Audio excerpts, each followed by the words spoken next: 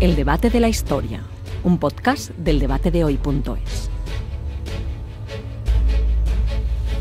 ¿Qué tal? Quinto programa del debate de la historia, un diálogo entre historiadores que propicia el debatedehoy.es con la coordinación de Carlos Gregorio Hernández, doctor en Historia Contemporánea, profesor de la Universidad CEU San Pablo y director del Colegio Mayor San Pablo. Carlos, bienvenido. Encantado. No hay quinto malo, dicen. Y sexto y séptimo, ¿no? Eso es. En esta ocasión vamos a hablar de dos dictadores, de Franco y de Salazar. Lo haremos con Juan Carlos Jiménez, doctor en Historia Contemporánea y en Ciencias Políticas y profesor titular de Historia del Pensamiento y de los Movimientos Sociales en la Universidad CEU San Pablo. Juan Carlos, bienvenido. ¿Qué tal? Muchas gracias. Un gusto tenerte en el debate de la historia. Igualmente. Y vamos a presentar el libro del que vamos a hablar. Vamos a hablar de dos dictadores, Franco y Salazar, gracias al libro con el mismo nombre, La respuesta dictatorial a los desafíos de un mundo en cambio, 1936-1968, un libro que edita Silex Universidad. Y por último, no por ello menos importante, Juan Luis Orella, doctor en Historia y profesor titular de Historia Contemporánea en el CEU y que ya es conocido en el debate de la historia. Bienvenido. Nada, muchas gracias. Siempre es un placer venir aquí. Repites por buena razón, no como los malos alumnos. Así que antes de empezar, recordad que os podéis suscribir a los podcasts del debate de hoy en iVoox, en iTunes, también estamos en Spotify, en YouTube y como os decimos en Cultura y Debate, esperamos vuestros comentarios. Yo soy Pablo Casado y en el control técnico está nuestra compañera Carmen Agudo.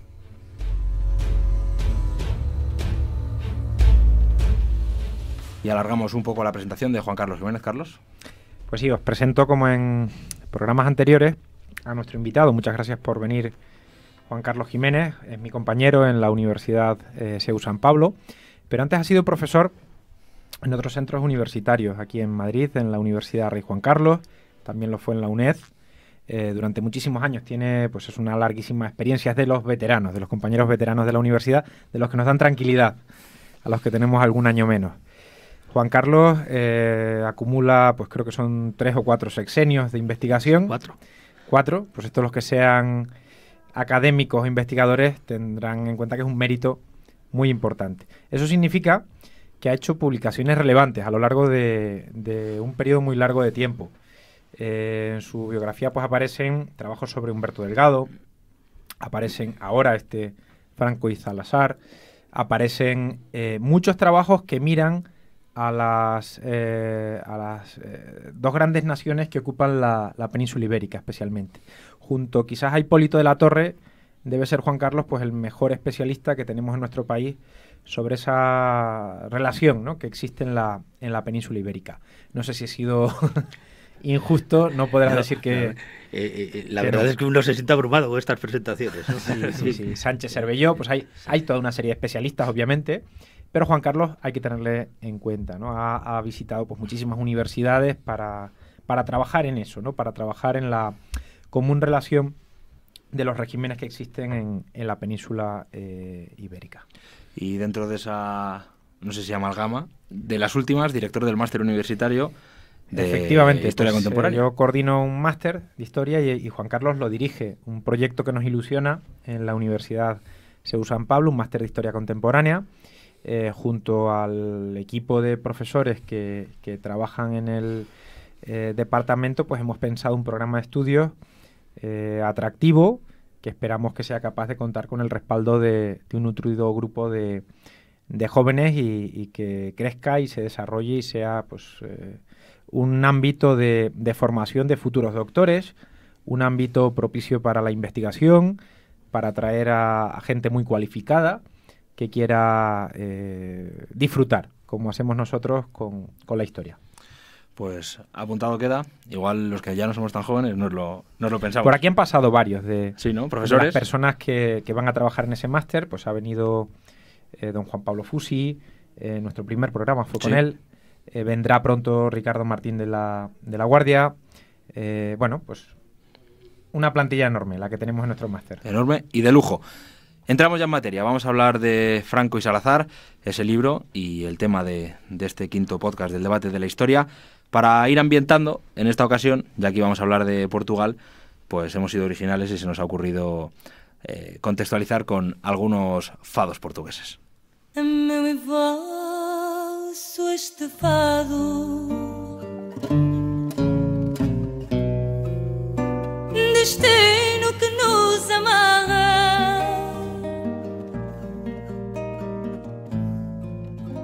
mais que seja negado.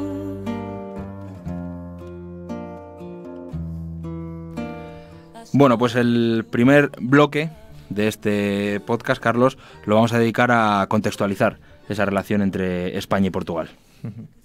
La relación entre España y Portugal, pues es una relación ya muy larga, que ha tenido muchísimas vicisitudes, ¿no? Hemos sido una sola monarquía en algún momento de la historia.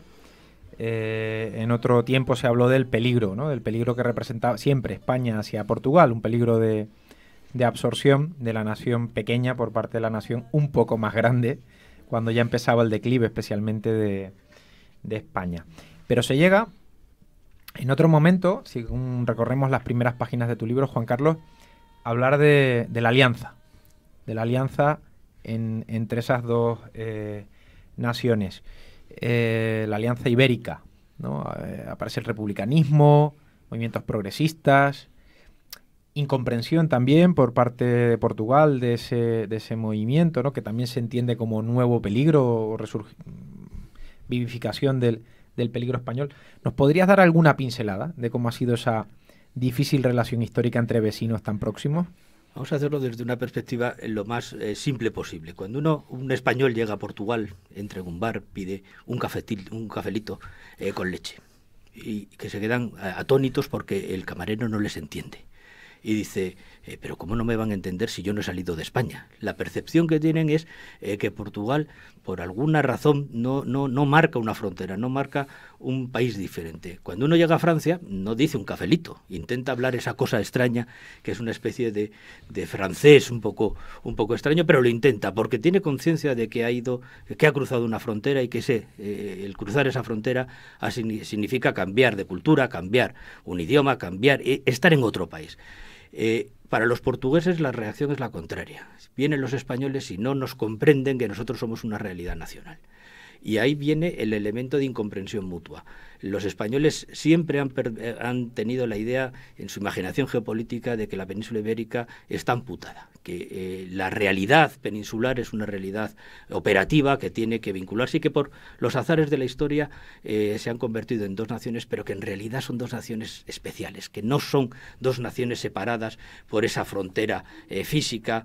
La frontera hispano-portuguesa no hay una frontera física de separación, no hay nada que indique que estamos en otro país, ¿no? Entonces, el marco es cómo entendemos desde España que Portugal es una realidad histórica, es una realidad nacional sustancialmente diferente. Y por parte de Portugal, lo que les cuesta mucho entender es que cuando un español llega a Portugal, no siempre tiene esos deseos de poner una pica y quedarse con el territorio, sino que disfruta de otro país y no tiene ese sentimiento, digamos, de superioridad o ese sentimiento anexionista. Y esto genera una incomprensión que se ha traslucido desde que la batalla de Aljubarrota, básicamente. Y la Unión Filipina, que fue una posibilidad de generar esa Unión Ibérica, en realidad duró poquísimo tiempo, porque los portugueses, el marco de identidad nacional estaba ya lo suficientemente arraigado para construir su país siempre en oposición a España. Si lo tuviéramos que definir en una palabra, es un artículo de hace mucho tiempo del profesor Hipólito de la Torre, que era Portugal, un nacionalismo antiespañol. Y podríamos añadir, para España, Portugal, una incomprensión histórica. A lo largo de la etapa contemporánea, ambos países han tenido vicisitudes comunes, ¿no? Empezamos el siglo con las dificultades frente a Napoleón, Fernando VII en entredicho, el rey Pedro igual en Portugal, la descomposición de ambos imperios, el conflicto civil en el interior, en el caso portugués María, en el caso español Isabel, en el fondo de la foto los tíos, ¿no? Si seguimos avanzando el siglo, vemos el desarrollo, pues, de movimientos progresistas en común. La llegada a la República a Portugal es más temprana que a España, también es más traumática, ¿no? La desaparición de la monarquía, pero ya hay dictaduras, en el caso español un poquito más tarde, ¿no? ¿Por qué han tenido ambos países esa trayectoria tan semejante? Es decir, efectivamente el contexto peninsular ha marcado una suerte de comunidad peninsular histórica? Cuando hablamos de la peninsularidad, no del iberismo, que es otro elemento diferencial, la peninsularidad ha generado un elemento de sociedades estructuralmente parecidas. Están en ese hilo de la historia que les mueve a sufrir los mismos procesos, a dar respuestas bastante semejantes a los desafíos que le plantea la evolución de la historia, siempre con un elemento que los portugueses siempre se han adelantado algo a los españoles. En el momento de mayor sintonía ha sido justamente la salida de las dictaduras a la democracia, con apenas un año de diferencia, pero siempre los portugueses han dado respuestas algo anteriores a lo que pasa en España. Y además lo han dado desde un punto de vista más civil, digamos, más consensual. Las españolas siempre han sido bastante más radicales en el sentido de buscar o de encontrar esas soluciones. Pero esto no hace, digamos, los paralelismos históricos no hacen o no lo hacen muy diferente, no es una historia peninsular. Si viéramos la trayectoria histórica de Francia, no veríamos sustanciales diferencias de las de España o de las de Portugal. El resto del continente han sufrido los mismos procesos o muy parecidos. No estamos ante una historia específica de la península ibérica, ni podemos hablar de esas imágenes de la península ibérica como algo extraño, como el África de Europa. No, han sufrido los mismos procesos. Lo que ha sido sustancialmente diferente, y por eso nosotros seguimos teniendo esa imagen de la península ibérica como algo diferente, es la trayectoria de las dictaduras y lo prolongado que han sido. Pero si quitas eso, el resto no es nada distinto de lo que ha pasado el resto del continente europeo. Cuando en el 19 se plantea en España el federalismo, en el contexto del sexenio, por ejemplo, y luego también a posteriori, en esa foto se encuentra pues Cataluña, se encuentran algunas regiones, pero también aparece en el pensamiento Portugal, ¿no? ¿Esa opción fue posible? En las izquierdas, digámoslo así, en términos generales, para entendernos, de todo el pensamiento progresista, han sido conscientes del problema territorial español. No es un problema actual, es un problema histórico. Cuando surgen los movimientos nacionalistas y pasan de tener una dimensión cultural a una dimensión política, todos ellos buscan una nueva forma de articular España. En realidad no querían articular solo España. Su visión es articulemos la península ibérica conforme a un marco federal. ¿Y por qué? Porque en realidad todos estos nacionalismos, incluso que cala en el pensamiento de las izquierdas, es rearticular el poder de la península. Es decir, que el centralismo castellano no sea el eje articulador. Y que cómo vamos a disolver el poder, cómo vamos a echar el poder hacia los elementos periféricos, incluyendo a Portugal, que además es la única experiencia real de un nacionalismo exitoso. Por eso el nacionalismo catalán es iberista, el nacionalismo vasco es iberista, menos porque, digamos, el que tiene fuerza verdaderamente en este marco de pensar o de repensar España es sobre todo el catalán. Y el gallego, evidentemente, por esas sintonías idiomáticas, etcétera, siempre miraron que su elemento de articulación no era tanto la España castellana, sino el Portugal. Pero en realidad es trasladar al ámbito peninsular un problema que es español. La debilidad que tiene el nacionalismo liberal español de articular un marco unitario y un marco identitario único. Y si asumimos el marco federal ibérico, digamos, distensionamos el problema y creamos una nueva estructura federal en la vieja idea de las Españas, de los pueblos de Iberia unidos por la democracia, en marco progresista, etcétera. Pero en el fondo no era nada más que una respuesta a un problema español trasladado a un ámbito peninsular. En Portugal estas respuestas federalistas tuvieron anclaje en algunos círculos intelectuales. La población fue siempre extremadamente negativa a cualquier cosa que pudiera suponer la unidad ibérica. El dicho ese de España ni bon vento ni bon casamento, yo creo que ejemplifica muy bien. O sea, de España no queremos nada. A nivel de esos procesos un poco de decadencia de los dos países, España casi siempre ha mirado hacia el exterior de los países continentales. Algunas veces ha mirado a Gran Bretaña, pero preferentemente en el 19 miró muchísimo a Francia. Incluso luego con Joan Prim incluso miraban incluso el modelo alemán de su desarrollo, etcétera. Portugal casi siempre ha estado bajo el ala y con unas relaciones muy estrechas, muy afincadas en Gran Bretaña. ¿Qué ha influido Gran Bretaña en ese proceso, se puede decir, de equilibrio, de estabilidad política en Portugal? ¿Qué le ha proporcionado a Portugal? Gran Bretaña proporcionaba dos cosas básicas y por eso la alianza dura 7 siglos. Una era la seguridad de la partición ibérica. Gran Bretaña es el garante de la división de la península ibérica en dos estados. Y por otra parte es un elemento esencial para el propio desarrollo interno de Portugal. Un desarrollo dependiente, sí, pero es el desarrollo posible de un país muy periférico que no tiene grandes riquezas, no tiene una base industrial importante, y la vinculación con Inglaterra le proporcionaba eso. Pero esencialmente en términos de geopolíticos, Gran Bretaña era el gran asidero que tenía Portugal para hacer que España no tuviera la tentación iberista. De hecho, cuando España percibe que es posible lanzarse a la Unión Ibérica, siempre lo tiene que hacer bajo el auspicio británico, intentando conseguir el auspicio británico. Y eso está a punto de conseguirlo, por lo menos es la única vez que Gran Bretaña decide que puede plantearse la Unión Ibérica es en tiempos de Alfonso XIII. Pues en este contexto ibérico, entre España y Portugal, llegamos a las figuras de Salazar y de Franco. Primero llega Salazar, más tarde, después de la Guerra Civil, Franco. Vamos a ver sus diferencias, sus similitudes, después de esta alegre canción portuguesa.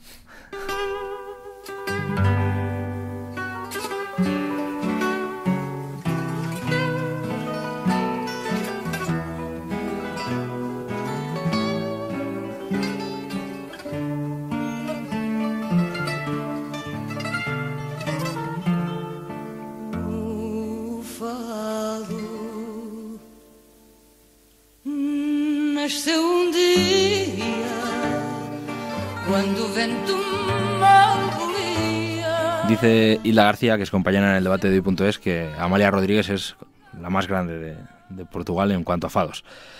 Hablando de dictadores, Franco y Salazar, Carlos, ¿por dónde empezamos? ¿Similitudes, diferencias? Mira, quería preguntarle a Juan Carlos ¿en qué se parecen los liderazgos de Franco y Salazar? En poco, realmente en poco. Son dos estructuras dictatoriales que se edifican conforme a elementos diferenciales y sobre personalidades sustancialmente diferentes. Sin embargo, el resultado es bastante parecido. Los dos, ¿qué comparten? Comparten un mismo elemento ideológico. Nunca ha habido dos dictadores que se parezcan tanto en términos ideológicos. Comparten una visión del mundo y es intercambiable. Si nosotros viéramos muchos de los textos de Franco, no sabríamos si los habría dicho Salazar. Y al revés, podríamos perfectamente decir que Franco ha dicho cosas de un discurso de Salazar. Pero si quitas eso es completamente diferente. Salazar es un civil que edifica su legitimidad por el ejercicio de el respeto que tiene sobre su elemento universitario. Es un profesor de universidad y afronta el gran problema portugués de los años 20, que es el crack financiero. Entonces es un técnico, y a partir de ser un técnico edifica su legitimidad política, porque Salazar siempre estuvo convencido de que, arreglando el problema financiero, lo que le iba a permitir no era generar una dictadura, sino generar un Estado distinto, es decir, dar la solución definitiva a lo que tenía que ser Salazar. Por eso llama a su Estado el Estado Novo. Es un proyecto de edificación de una dictadura que tiene que permanecer en el tiempo, porque es una nueva forma de pensar cómo se tiene que estructurar Portugal. Franco es un militar, gana la guerra civil y tiene derecho a edificar su Estado nuevo por un elemento de legitimidad de la victoria. Y lo que edifica es eso, edifica básicamente es un Estado militarizado, con una cabeza, con un marco de reglamentación muy, muy militar. De hecho, hasta los años 50 hablamos del Estado cuartelario, luego ya evoluciona y es otra cosa, pero al principio basa su legitimidad en su carisma militar de vencedor en la guerra civil. La diferencia es, fijaros qué cosas más curiosas, que el tono profesoral, digamos, la mayor preparación de Salazar lo convierte en un dogmático. Es mucho más dogmático que Franco. Siempre se le ha achacado a Franco que no tenía ideas. No hacía falta ser Einstein. Hacía falta tener algunas ideas claras, y Franco las tiene, pero es susceptible de poderlas cambiar porque no es un dogmático. Y él sabe que en un determinado momento la dictadura tiene que evolucionar. Salazar jamás asumió eso, porque para él el Estado Novo era su Estado Novo. Y las luchas internas que hay en el Estado Novo vienen de otras interpretaciones de lo que debe ser la dictadura. Es el caso de Marcelo Caetano, etcétera. Pero Salazar jamás estuvo dispuesto a cambiar el Estado Novo. Siempre creyó que su creación era perfecta en sí misma, y lo mantiene hasta que se muere. No consigue percibir los cambios del sistema internacional, algo que Franco lo consigue percibir mucho mejor, teniendo en cuenta que su marco intelectual es mucho más limitado que el de Salazar. En el caso de Portugal, ¿tuvo algún influjo Primo de Rivera? Miguel Primo de Rivera, como hay antecedentes en Portugal, Sidonio Pais, obviamente, ¿no? Y antes incluso Franco, el Franco portugués, en el año João Franco, exactamente, tienen sus propios antecedentes, pero en el contexto de los años 20 guardó algún tipo de influjo Miguel Primo de Rivera sobre Gómez da Costa, un poco el proceso de los años 26 en adelante, del que es hijo Salazar. En el marco de crisis del sistema liberal y que estaba ya dando sus últimos estertores, las salidas autoritarias son las salidas pensadas por una buena parte tanto de las derechas españolas como de las derechas portuguesas. En ese sentido, cuando Miguel Primo de Rivera edifica su dictadura en Portugal, es considerada, en el Portugal de las derechas, es considerada un ejemplo a imitar. De hecho, el golpe de Estado del 26 en muchos casos quiere asimilarse a lo que hace Primo de Rivera. El problema es que el Portugal del 26 está en una hecatombe financiera que lo hace imposible de estabilizar, mientras que en España Primo de Rivera sí consigue una cierta estabilización, etcétera, ¿no? Pero el gran elemento de cambio, ¿sabes cuál es? La posibilidad de edificar por parte de Primo de Rivera una relación peninsular diferente. Es el primero que representa la evolución de las derechas a la hora de asumir que la relación con Portugal se tiene que basar en el respeto a su identidad nacional. Y desde entonces las derechas españolas básicamente, quiero decir, tienen determinadas desviaciones en el momento de Falange, pero hasta ese momento todas las derechas españolas empiezan a evolucionar y a considerar que la proyección exterior de España se tiene que basar en el respeto a la identidad nacional de Portugal, y eso es lo que nos va a permitir edificar el iberoamericanismo, convertido luego durante el periodo de Franco en la Hispanidad. ¿Cuál va a ser la relación un poco que tienen con el ejército? Porque como bien has demostrado, con Franco hay un liderazgo del ejército y más bien son las familias de derechas las que quedan subordinadas un poco a ese Franco inicial en esas primeras décadas. En cambio, en el caso portugués, ¿cuál es esa fuerza de equilibrio? Hay un gran protagonismo de Salazar, pero es un árbitro de la situación donde el ejército es la piedra clave del régimen, o empieza a convertirse en un elemento accidental y es Salazar ya el elemento de piedra clave. El ejército es vital para la dictadura portuguesa. Sin el ejército de Salazar jamás hubiera podido edificar su dictadura. Por eso lo que él, digamos, su primera decisión es iniciar un proceso de reforma militar que le lleve a asegurarse a través del ministro Santos Costa el control del ejército. Controlar el ejército es uno de los elementos esenciales para Salazar.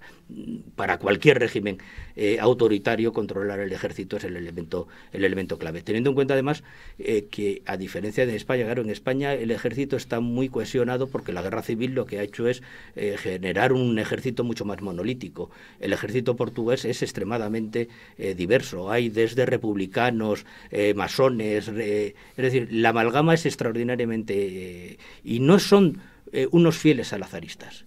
Lo que tiene que construir Salazar es un ejército de fieles salazaristas.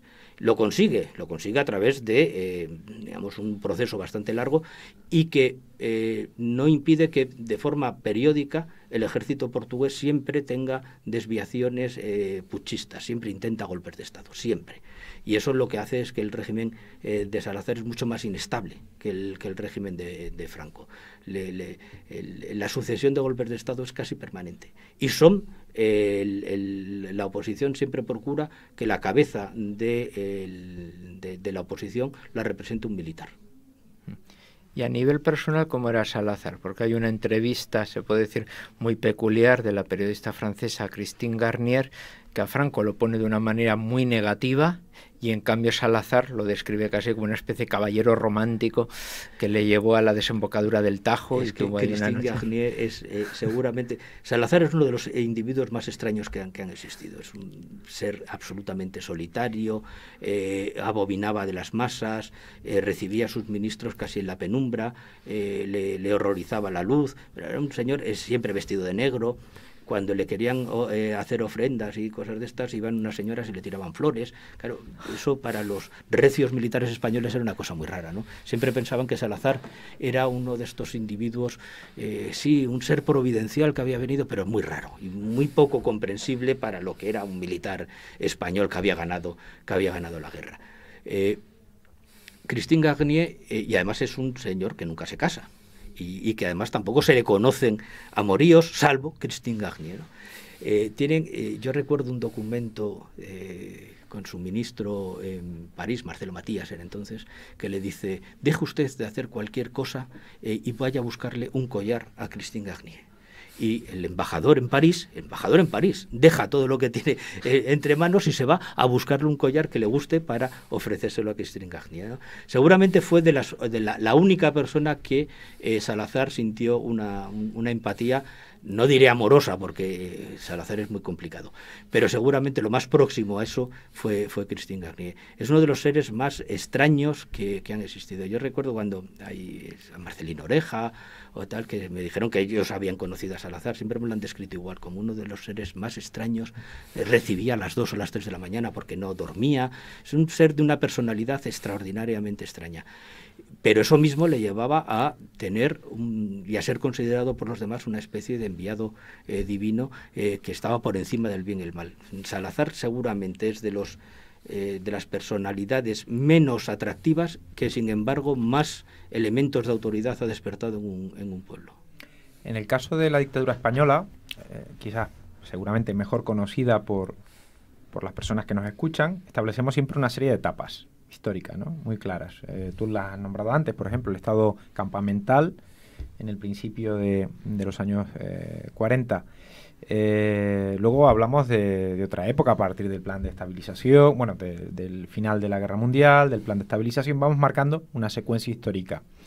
¿Hay algún tipo de comparación posible, de similitud posible entre el caso español y el caso portugués en esa evolución, en esa trayectoria? El punto de inflexión sería el 68, que en ese sentido también coincidiría un poco con una de las leyes fundamentales de Franco hacia la apertura, y los demás puntos no son válidos.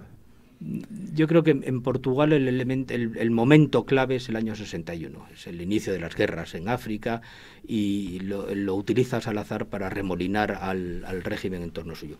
Ten en cuenta que en Portugal es una dictadura un poco extraña, porque hay elecciones. Y además es un poder bicéfalo. Hay un presidente de la República que es elegido por sufragio universal y el presidente de la República nombra al jefe del gobierno, que es Salazar. Salazar desarrolla su dictadura desde la magistratura de presidente del Consejo de Ministros, no desde la presidencia de la República. Y esto le llevaba inevitablemente a controlar al presidente de la República, ¿no? Cuando los primeros, sobre todo Craveiro Lopes, no es especialmente sensible al salazarismo, y él le evita la reelección y pone a Américo Tomás. Y en esas elecciones se presenta Humberto Delgado. Y Humberto Delgado está a punto de ganar las elecciones. El recuento oficial se le atribuyeron a Humberto Delgado el 25% de los votos. Seguramente era mucho más. No sé si hubiera ganado las elecciones o no hubiera ganado. Pero claro, si lo comparamos con España es una cosa muy extraña, porque ahí efectivamente el presidente del Consejo de Ministros estuvo a punto de ser derrotado en las urnas con Humberto Delgado. Luego decimos, hay un punto clave, sí, el 61 con las guerras de África. o el 65, cuando la policía política portuguesa asesina en España a Humberto Delgado.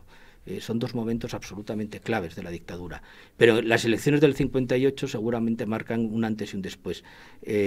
Portugal el salazarismo hubiera podido evolucionar hacia una cierta democracia en el año 58, mucho antes que la española. Sin embargo, a partir de los 68, los resultados electorales demostraron que el salazarismo iba a permanecer incólume hasta la desaparición física de Salazar. Por eso no es exactamente las mismas etapas que podemos establecer en España. El plan de estabilización en España marca una separación muy radical. En Portugal es mucho más progresivo porque los liberalizadores pierden frente a los ortodoxos salazaristas. Y en el caso de las oposiciones, la relación entre dictaduras portuguesa y española y sus oposiciones, ¿hay algún tipo de trayectoria común? Evidentemente con Humberto Delgado no hay un caso así, yo creo que equiparable, pero en el resto de este ecosistema. No, y además entre esas oposiciones, solo tienen contactos a niveles de estos pequeños grupos de exiliados, tanto en América. Aquí también en Madrid, ¿no? Es sí, donde se refugian. pero son pequeños. No consiguen consolidar una estrategia, digamos, ibérica de oposición. No hay una oposición ibérica que combata a las dos dictaduras. Hay pequeños grupúsculos que lo hacen. El punto clave de conexión entre las oposiciones fue la firma del pacto del acuerdo de Humberto Delgado con el gobierno de la República en el exilio. Pero bueno, fue un pacto, digamos, más simbólico que otra cosa, porque el gobierno de la República en el exilio era un gobierno realmente sin fuerza real, y ya en esos momentos Humberto Delgado carecía del liderazgo de la oposición política. Yo he hablado con muchos del Partido Comunista y sentían bastante poca sintonía con el Partido Comunista portugués. El Partido Comunista español, cuando inicia su proceso, digamos, de reconversión hacia el eurocomunismo, Álvaro Cuñal le parece terrible, porque Álvaro Cuñal es un estalinista puro.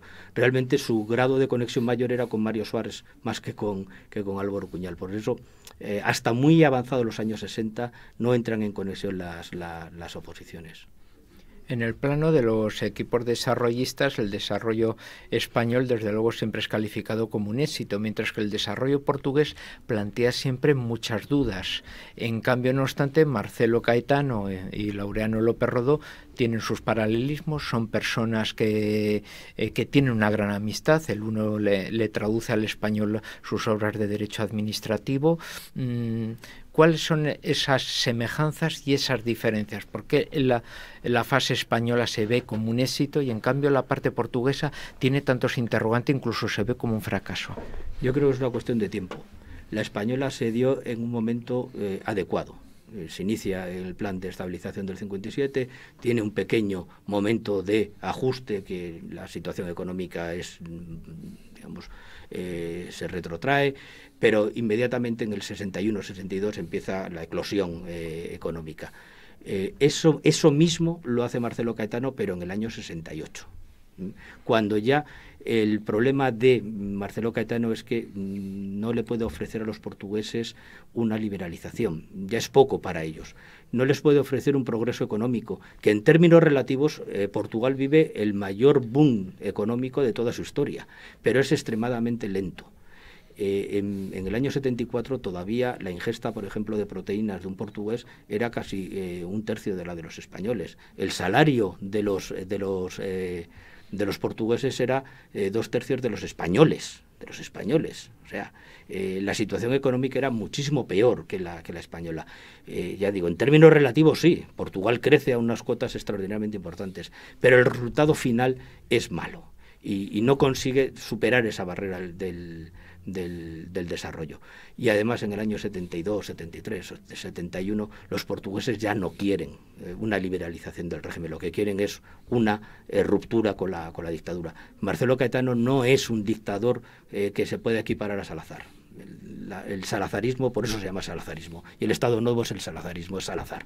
Cuando Salazar desaparece, el Estado Novo pierde a su gran líder, a su gran conductor, y Marcelo Caetano es un remedio digamos, de esa tecnocracia autoritaria que es un poco patética, porque ni las derechas están conformes y consideran que es una traición al salazarismo, y las izquierdas, por supuesto, dicen que es la continuación del autoritarismo. El ejemplo es cuando Marcelo Caetano se va solo al exilio en Brasil, porque finalmente no tiene ningún apoyo de nadie. La relación con Europa de ambos países en el periodo de las dictaduras, ¿guarda alguna reciprocidad, alguna equivalencia? No, por una razón, porque en Portugal pesa África, algo que en España no pesa. Y pesa de tal fuerza que para Portugal África es más que un marco colonial, es un elemento de seguridad extraordinario, es su proyecto nacional, es la edificación de la nación. La identidad nacional es una identidad africana, es una identidad colonial. Europa es un elemento secundario. Estructuralmente se vinculan cada vez más a Europa. Eso es un paralelismo. La economía española desde mediados de los años 50 hasta los años 60 es netamente europeizada, la portuguesa también.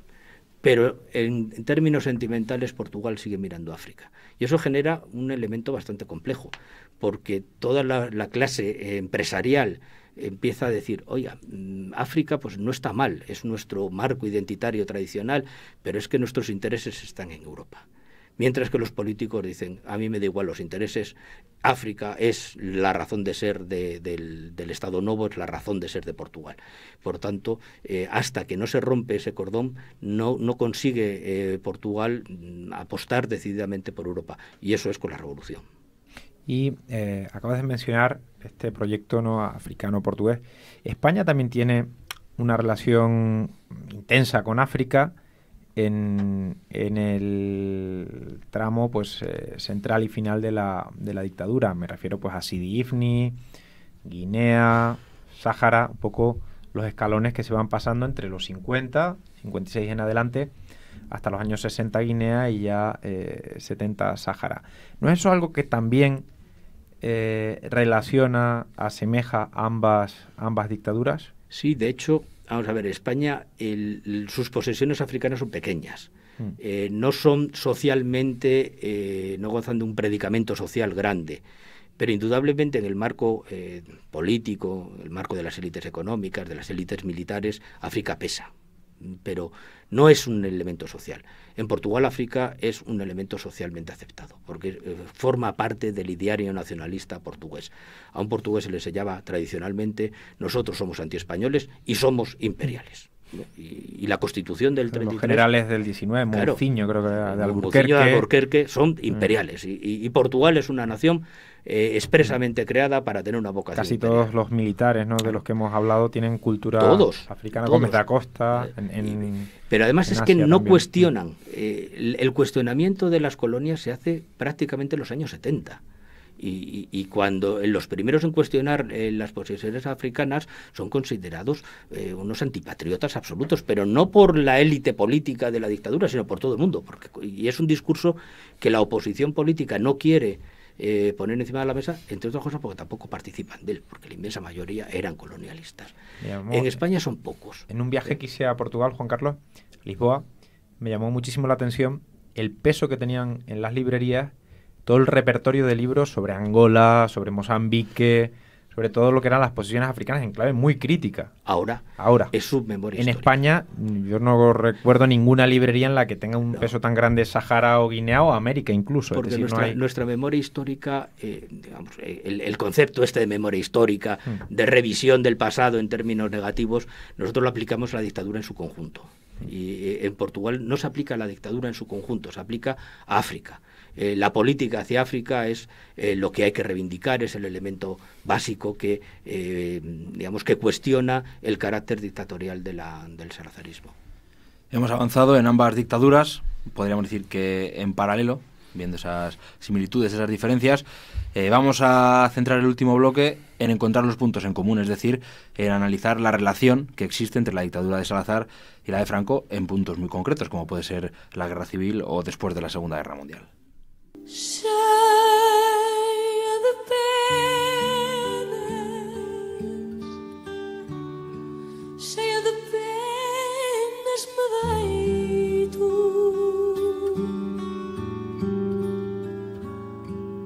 mais penas, com mais penas me levanto no meu peito. Pues, como decía Carlos, vamos a ver esa relación explícita entre Franco y Salazar en momentos muy concretos. Claro, Salazar está antes en el poder que Franco, ¿no? Pero hay un contexto que es julio del 36, el principio de la guerra, en el que Portugal se convierte en, podemos decir, un espacio casi vital para la victoria de Franco, aunque haya muchas otras cosas que participan en esa victoria. ¿Puedes ahondar en esa dependencia de la victoria de Franco hacia el apoyo portugués? Voy a ser un poco, a lo mejor excesivo, quiero decir, pero yo estoy firmemente convencido de que si en Portugal no está Salazar, Franco hubiera tenido muchísimos más problemas en ganar la guerra. Hasta el punto de que a lo mejor, no digo que no lo hubiera ganado, pero hubiera tardado muchísimo más y con muchísimas más dificultades. Hasta ese extremo es esencial. ¿Por qué? Le da la seguridad de una enorme frontera. Franco se puede despreocupar de su frontera oeste porque tiene a Salazar ahí. Todos los opositores que salen de España son perfectamente canalizados por Salazar y son confiscados por Salazar. Entonces, el factor seguridad que le proporciona el régimen salazarista es extraordinariamente importante. Se convierte en el gran defensor diplomático del franquismo. Franco hasta los años 50 no habla internacionalmente, no tiene voz internacional. Es Salazar el que habla en nombre de Franco. Y en los años de la Guerra Civil, Salazar hizo todo para que el comité de una intervención, etcétera, fuera extremadamente favorable a Franco. Le prestó todo ese apoyo ideológico que además consiguió darle unos elementos de legitimidad para que las derechas europeas aceptaran la guerra civil como un planteamiento de derechas izquierdas, el planteamiento de la autoridad frente a la revolución, etcétera. Es decir, el traslado de armas. Es decir, Portugal fue un apoyo extraordinariamente importante, no en términos brutos. Es decir, el Salazar no puede aportar a España toneladas de armas, pero sin los puertos portugueses y haber puesto el puerto de Lisboa a disposición de los aviones alemanes que llegaban descargados y por carretera iban a Madrid, ya digo, Franco hubiera tenido muchísimos más problemas a la hora de ganar la guerra civil. Y sobre todo a mí me parece lo esencial esa creación de un marco ideológico de legitimación del movimiento de Franco. A partir del 39 empieza la Segunda Guerra Mundial, septiembre, ¿no? 1 de septiembre. La guerra tiene varias fases, una fase de hegemonía alemana y una lenta derrota de Alemania del 42 en adelante. ¿Qué tipo de relación se establece entre la España que pasa de la proximidad a estas potencias, a la España que intenta reconducir su situación internacional? ¿Qué papel juega Portugal en ello? Portugal es el gran hilo con los aliados.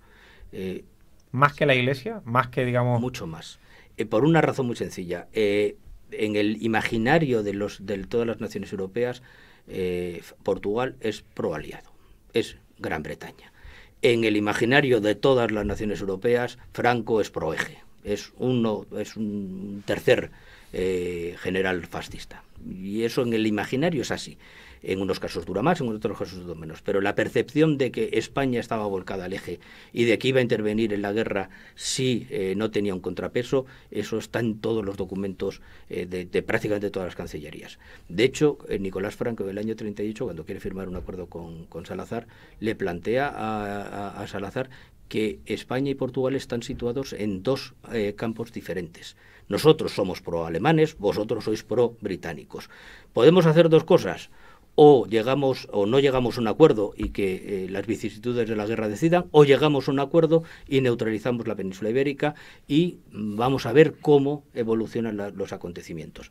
Pero desde el año 38 España tiene clarísimamente que está situada en el marco de los aliados. ¿Por qué no lo hace? ¿Por qué no consigue o por qué no se determina a dar el paso a la guerra? Por un factor portugués fundamental. De hecho, hay un plan de invasión de Portugal si Gran Bretaña llegaba a los puertos portugueses. Es decir, el caso de que Portugal accediera a que tropas británicas entraran en la península, España entraría en la guerra. Y Portugal sabía que en caso de que España permitiera que los ejércitos alemanes penetraran en España, Portugal iba a la guerra. ¿De qué sirvieron ambos casos? De neutralizarse mutuamente. Al final se acabaron convenciendo de que no dar pasos en falso era la mejor estrategia posible de dos regímenes débiles en el contexto de la guerra civil, de la guerra mundial. Pero en todo caso, si juzgamos intenciones, es indudable que uno de los elementos que impidieron que España decidiera finalmente dar el paso hacia la guerra fue la incapacidad de controlar a Portugal. En el contexto ya de la Guerra Fría, la península ibérica es un poco como la retaguardia de esa Europa libre, de esa Europa occidental. ¿Cuál va a ser el papel que tiene Estados Unidos con respecto a Portugal y con respecto a España? ¿Es Portugal también ese hilo que va a favorecer la interrelación de Estados Unidos con España? De hecho, Portugal es incorporado a la OTAN. Es decir, se puede decir que Portugal se incorpora a la OTAN, pero en realidad no se incorpora a la OTAN, es incorporado a la OTAN y además no le dejan ninguna opción. Usted va a formar parte de la OTAN, sobre todo no por el Portugal continental, que también, pero básicamente por las Azores. Y Portugal tenía que estar en la OTAN porque era una pieza esencial en el marco geoestratégico de la seguridad occidental. Precisamente porque Portugal es integrado en la OTAN, Estados Unidos no siente tanta presión para tener que incorporar a España. Y le es suficiente incorporarla a través de un marco indirecto, que son los pactos bilaterales del año 53. Si no hubiera existido esa conexión portuguesa, seguramente Estados Unidos hubiera presionado mucho más a los aliados para que la península ibérica se incorporara, la parte esencial de la península ibérica se incorporara a la OTAN, a pesar de la oposición de los europeos. Por tanto, el marco peninsular en el contexto de la geoestrategia de seguridad occidental es básico. Es el marco en un primer momento de la OTAN donde perciben que es la retaguardia desde donde se podía volver a hacer frente a una invasión soviética, y en otro lado para las conexiones marítimas es esencial. Las Azores juegan un papel absolutamente esencial y por tanto tanto España como Portugal para Estados Unidos son piezas esenciales en su marco en su plan de defensa del mundo occidental. Y para terminar, Juan Carlos, ¿qué dictadura termina mejor, para España o para Portugal? En el libro sí que comentas, ¿no?, que esa poca estructura de la dictadura de Franco permite a España avanzar hacia la democracia. ¿Es más fácil la salida? Si yo tuviera que decirlo en cuanto a qué dictadura da lugar a un proceso de transición, a mi modo de ver, más adecuado, sin duda alguna es la española. Si nos situamos 50 años después de las transiciones, 40 años después de las transiciones, la imagen de Salazar es una imagen infinitamente mejor que la de Franco. Yo creo que se nos olvida que la dictadura portuguesa acaba con un golpe de Estado. Y un golpe de Estado que estuvo a punto de generar una guerra civil. La española no. La española había evolucionado lo suficiente para que el marco de transición fuera un marco de transición bastante ordenado y que el Estado franquista, y sobre todo el último Estado franquista, fuera considerado un marco burocrático adecuado para edificar la democracia. En el caso portugués, el marco burocrático tuvo que ser cambiado de forma absoluta porque todo olía al salazarismo. Y Salazar había muerto años antes. Por tanto, si yo tuviera que hacer una comparación, y desde ahora mismo, a mí me parece que la dictadura de Franco es más exitosa en muchos ámbitos que la dictadura salazarista. ¿Fue más bruta, más represiva? Bueno, tendríamos que ver y hacer un análisis de qué variables utilizamos para medir la represión o medir las estas. Pero en todo caso, a mí me parece que las experiencias democráticas lo que demuestran es que la vía española fue más exitosa que la vía portuguesa. Toca ya Agradecer. exactamente darle gracias a Juan Carlos por acompañarnos. Un verdadero placer, cuando queráis. Y recordamos, Franco y Salazar, la respuesta dictatorial a los desafíos de un mundo en cambio, 1936-1968, editado por Silex Universidad. Gracias, Juan Carlos. Nuestro próximo invitado, Carlos, Ricardo Martín de la Guardia, La caída del muro de Berlín. Sí, mencionamos en nuestro último programa que este sería nuestra siguiente grabación. Hemos tenido que retrasarlo. En cualquier caso, pues se cumple ahora el aniversario de ese acontecimiento. Y Ricardo es uno de los mejores conocedores de toda la Europa del Este que existe en España, igual que Juan Carlos, pues es un experto en Portugal. Ricardo es el que mejor ha escrito sobre Yugoslavia, sobre Polonia, sobre la Europa del Este, sobre Alemania obviamente también, y aquí traza pues un panorama general de ese final, de ese último estertor de lo que fue la Guerra Fría. No me quiero olvidar, José Luis Orella, muchísimas gracias. Ha sido un placer Cuando estar quieras, con vosotros.